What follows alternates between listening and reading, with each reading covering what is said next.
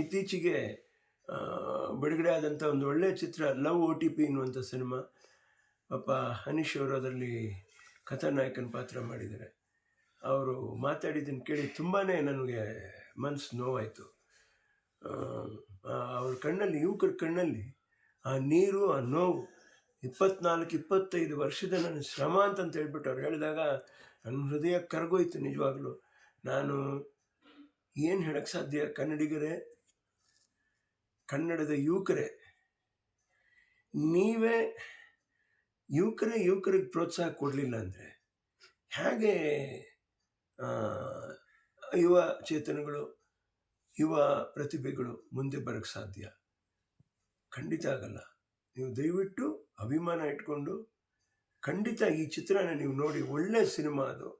Love OTP ಎನ್ನುವಂಥದ್ದೇ ಒಂದು ಎಂಥ ಒಂದು ಒಳ್ಳೆಯ ಒಂದು ಕುತೂಹಲಕಾರಿಯಾದ ಒಂದು ಅದು ಪ್ರೇಮ ಕಥೆ ಇರ್ಬೋದು. ಏನು ಅಂತ ತಿಳ್ಕೊಳಕ್ಕಾದ್ರೂ ನೀವು ಥಿಯೇಟ್ರಿಗೆ ಹೋಗಿ ಅದನ್ನು ನೋಡಬೇಕು.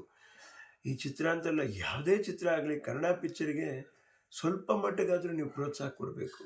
ಎಷ್ಟೋ ಇದಕ್ಕೆ ನಾವು ದುಡ್ಡು ಹಾಳು ಮಾಡ್ತೀವಿ, ಇನ್ನೊಂದು ಕಡೆ ಹೋಗ್ತೀವಿ. ಅದು ನೀವು ಹೇಳ್ಬೋದು, ವಿನೋದ್ ರಾಜ್ ಅವರೇ, ಅದು ನಮ್ಮ ಇಷ್ಟ, ನಾವು ಬೇಕಂದರೆ ನೋಡ್ತೀವಿ, ಬೇಡ ಅಂದರೆ ಮನೇಲಿ ಇರ್ತೀವಿ.